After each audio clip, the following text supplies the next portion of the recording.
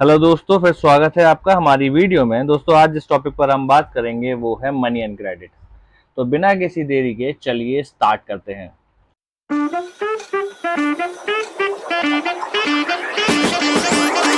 Money money क्या है? Money आपके पास मीडियम ऑफ एक्सचेंज है। यानी कि जब कोई भी गुड्स या सर्विसेज परचेज करते हैं तो उसके बदले में हम क्या देते हैं? पैसा देते हैं, यानी मनी देते हैं। अब भाई भाई बाय कर लिया, अब मान लो आप सेल कर रहे हो तो अभी तो आपको मनी ही मिलेगा ना, ऐसा तो नहीं है कि आपको कद्दू मिल जाएगा। तो मनी हमारे पास क्या है? मीडियम ऑफ एक्सचेंज का काम करता है। अब जब मनी नहीं था तब क्या था? तब हमारे पास बार्टर सिस्टम चलता था। लेकिन बार्टर सिस्टम तो बहुत पुराना हो गया। लेकिन उससे पहले हम देखेंगे तो कॉइन्स चलते थे। कॉइन्स मतलब silver coins, gold coins, bronze coins, ये सारे कॉइन्स चलते थे। जब भी आप देखो पुराने राजा महाराजा का आप देखोगे तो वहां पर कॉइन्स चलते थे, यानी सोने की मुद्राएं चलती थी। स्वर्ण मुद्राएं, सिल्वर मुद्राएं, ये सारी क्या कहते हैं आपके पास, चांदी की मुद्रा वगैरह ये चलती थी। वही आपके पास मीडियम ऑफ एक्सचेंज उस टाइम पे हुआ करता था। यानी अगर आप कोई चीज परचेज करने जाओगे तो आपको क्या देना पड़ता था?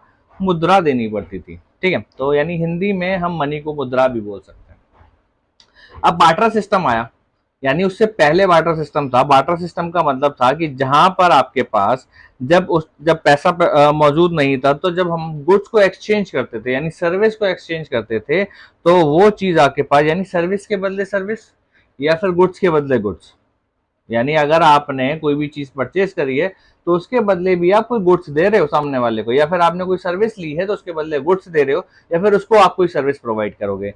एक एग्जांपल लेके चलते हैं। मान लीजिए एक ए व्यक्ति है जिसको आपके पास आपने उससे कोई फर्नीचर बनवाया या फिर आपने कुर्सी बनवाई। तो आपने कुर्सी बनवाई तो उसके बदले में या तो आप उसको कुछ दोगे, जैसे कि मान लीजिए आपने उसको चावल दे दिए, गेहूं दे दिए, या फिर कोई सब्जी दे दी। अगर आपने उसको कोई मतलब गुड्स नहीं दिए हैं तो फिर आप उसको सर्विस के बदले सर्विस प्रोवाइड करोगे। आप मान लो आप कोई क्या कहते हैं सुनार है, तो फिर आप क्या कहते हैं वहां पर रिंग बना के दे देंगे उसे। तो ठीक है, तो अलग अलग चीजों के लिए अलग अलग दिया जाता था। यानी आपके पास आपने गुड्स के बदले गुड्स या फिर सर्विस के बदले सर्विस दी जाती थी। उस चीज को हम बोलते हैं बार्टर सिस्टम। तो जो बायर और लेकिन सबसे बड़ी बात डबल कोइंसिडेंस ऑफ वांट की रहती थी। डबल कोइंसिडेंस ऑफ वांट का मतलब क्या है? डबल कोइंसिडेंस ऑफ वांट का मतलब है, यानी आप समझिए कि आपको जो चीज चाहिए आप वही तो लोगे, या फिर आप कुछ भी चीज ले लोगे। अगर मान लो आपको चावल की जरूरत है तो आप चावल लीजिएगा। अगर आपको चावल की जरूरत नहीं है तो आप चावल कैसे ले लीजिएगा? ठीक है, तो यानी अगर मुझे जो चाहिए वो आपके पास है और जो आपको चाहिए अगर वो मेरे पास नहीं है तो फिर मेरे को प्रॉब्लम क्रिएट हो जाएगी। तो इसीलिए जो बार्टर सिस्टम जो था वो इतना ज्यादा लंबे समय तक चल नहीं पाया, क्योंकि आपके पास जो डबल कोइंसिडेंस ऑफ बॉन्ड हुआ करती थी उसके चक्कर में ये आपके पास बिल्कुल भी क्या कहते हैं एक तरीके से बिगड़ जाता था। क्योंकि आपको आप सोचो कि कितना आपको मेहनत करनी पड़ेगी। अब आपको अगर कोई चीज चाहिए तो सामने वाले को कोई चीज चाहिए और वो आपके पास नहीं है, तो आप उस वाले व्यक्ति को ढूंढोगे जिसके पास वो चीज हो जो सामने वाले व्यक्ति को चाहिए। ठीक है,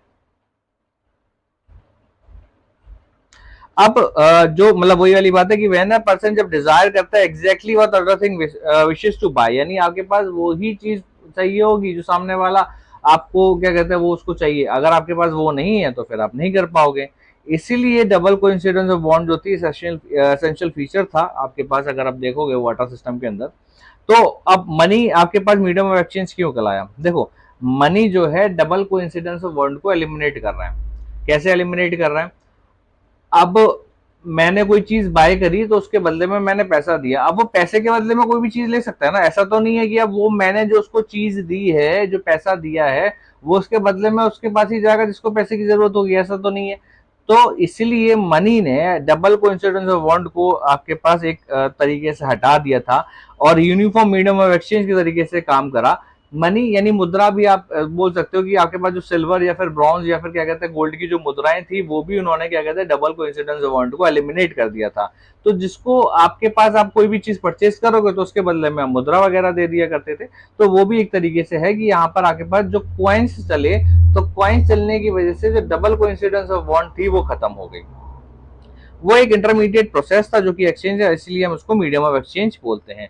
यानी आपके पास जो कॉइन्स हैं या फिर आपके पास जो रुपीज हैं या फिर आपके पास जो मनी है, उसने जो डबल कोइंसिडेंस ऑफ बॉन्ड की क्या थी, यानी अब आप कुछ भी परचेज करोगे तो वो तब भी आपको पैसा देना पड़ेगा, या फिर आपको जब कुछ बाय करोगे तब भी आपके पास पैसा आ जाएगा आपके पास। अब types and forms of money की बात करेंगे तो पहले अगर आप देखोगे तो कैटल, ग्रेन वगैरह मीडियम ऑफ एक्सचेंज के तौर पे चला करते थे। अब जैसे ह्यूमन ने मेटल डिस्कवर करा तो मेटल आने लग गए। अब 100 साल तक क्या कहते हैं, मेटल जैसे कि silver coin, gold coin, copper coin हमने डिस्कस कर ही लिया है कि यही आपके पास चलन में हुआ करते थे। बाद में जब कैशलेस इकोनॉमी की डोमिनेट करा, डिजिटल ट्रांजेक्शंस भी आने लग गए, अब तो क्रेडिट कार्ड, डेबिट कार्ड, और अब तो आप समझिए कि क्या कहते हैं हमारे पास डिजिटल मनी भी है, जैसे कि आपके पास इथेरम, बिटकॉइन और क्या कहते हैं डॉज कॉइन, रिपल, ये सारी चीजें भी आने लगी हैं। तो आपके पास जो गवर्नमेंट सिस्टम जो है उस पर धीरे धीरे जो लोगों को ट्रस्ट खत्म होता चला जा रहा है, तो हम क्रिप्टो करेंसी को भी अडॉप्ट कर रहे हैं। वेनेजुला में अडॉप्ट कर लिया है बिटकॉइन को, तो आगे चल के हो सकता है कि और भी जो कंट्रीज हैं, इन फ्यूचर हमको कुछ नहीं पता कि क्या होगा क्या नहीं होगा, तो हो सकता है कि आगे चल के भी आपके पास जो क्रिप्टो करेंसीज हैं वो भी आपके पास मार्केट में आ जाए। अब हम बात करते हैं कि what do mean by the currency, लेकिन करेंसी है क्या? तो करेंसी आपके पास किसी भी प्रीशियस मेटल से तो नहीं बनी है, जैसे कि पहले हुआ करती थी कि सिल्वर, गोल्ड या फिर ब्रॉन्ज से बनी है।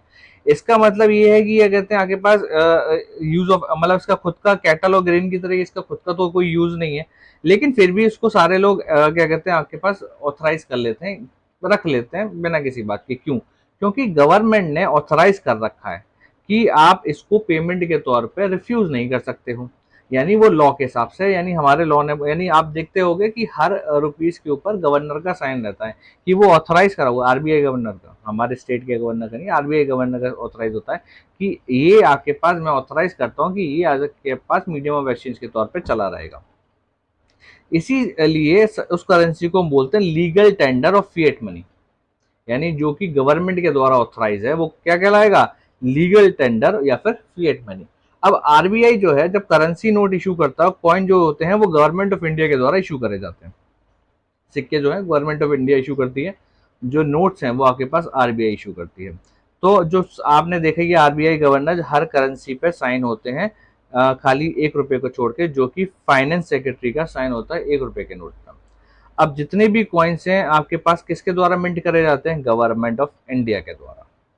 अब जैसे कि हमने देखा कि वाई जो पीपल जो है वो बैंक में पैसा क्यों जमा करते हैं भाई, देखो बैंक में पैसा जमा करने का एक कारण ये है कि आपके पास इन्वेस्टमेंट हो जाता है, ठीक है, कि लोगों को रिटर्न मिलता है, लेकिन अब वो इंटरेस्ट रेट जो है, और आपके पास रखे रखे पैसे का वैसे भी कुछ होना नहीं है, और सेफ रहते हैं एक तरीके से।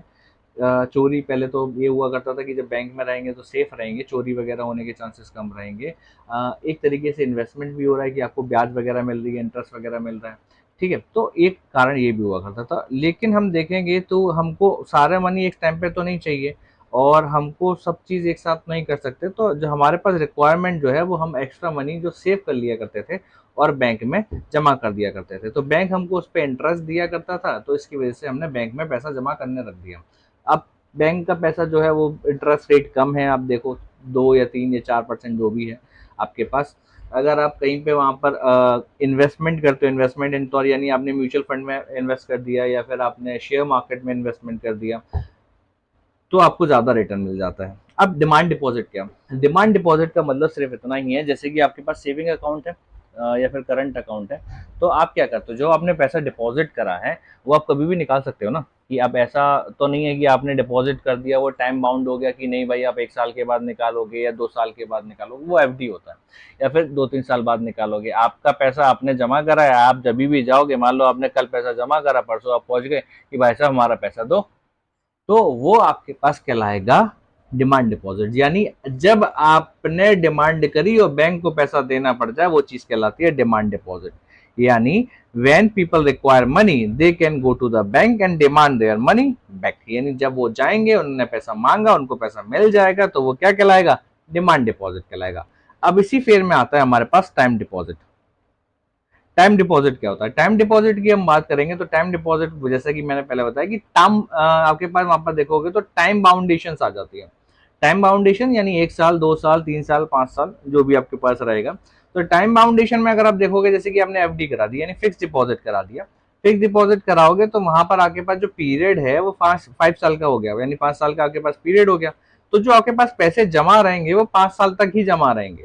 अब 5 साल तक जमा रहेंगे, 5 साल तक आप पैसे नहीं निकाल सकते हो। जब पैसे नहीं निकाल सकते तो वो टाइम डिपॉजिट हो गया। अब ऐसा तो नहीं है कि आप गए और आपने बोल दिया कि भाई देखो ऐसा नहीं है कि आपके पास एफडी अगर तोड़ोगे तो टूटेगी नहीं, वो टूट जाएगी, लेकिन रेट ऑफ रिटर्न जो है आपके पास मिलना था वो ऑब्वियस सी बात है कम हो जाएगा।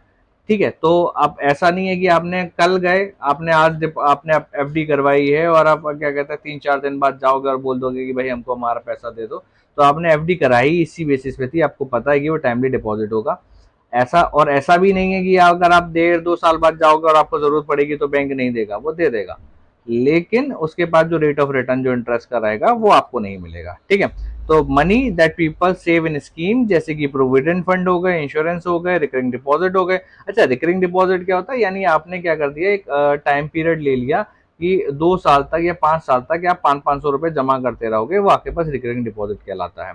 और उसमें से एक टाइम बाउंडेशन रहेगा, यानी money can not be withdrawn before specific time, इसको हम बोलते हैं टाइम डिपॉजिट। ठीक है, तो हमारे पास जो इंटरेस्ट मिलता है टाइम डिपॉजिट पे ज्यादा मिलता है as comparison to demand deposit. Obviously बात है, आपने 5 साल के लिए बैंक के पास छोड़ा तो बैंक अपने पास तो रखेगी नहीं, बैंक अदर इन्वेस्टमेंट कर देती है। तो बैंक को जहां से अच्छा रिटर्न मिलता है वो वहां पर आपके पास इन्वेस्टमेंट कर देगी, और जिसके बदले में अगर उनको 10 या 20% जो भी इंटरेस्ट मिल रहा है उसके में से आपको वो इंटरेस्ट आपको प्रोवाइड कर देती है। अब हम बात करेंगे चेक की। तो चेक क्या है, चेक एक पेपर है जहां पर आपके पास इंस्ट्रक्ट करा जाता है बैंक, यानी आपने अब सबने देखा होगा मेरे हिसाब से चेक, यानी चेक क्या होता है कि अब जैसे कि मान लीजिए मेरा चेक है, मेरी बैंक ने मेरे को चेक इशू करा है, चेक नंबर दे रखा है, उस पे अगर मुझे किसी को पैसा देना है तो मैं उस चेक पे साइन करूंगा, जितना भी अमाउंट मेरे को विड्रॉ करवाना है उस पे मैंने क्या कहते हैं वो लिख दूंगा, और क्या कहते हैं जिसके नाम करा है उसके नाम पे मैं लिख दूंगा कि भाई payment to this person X Y Z.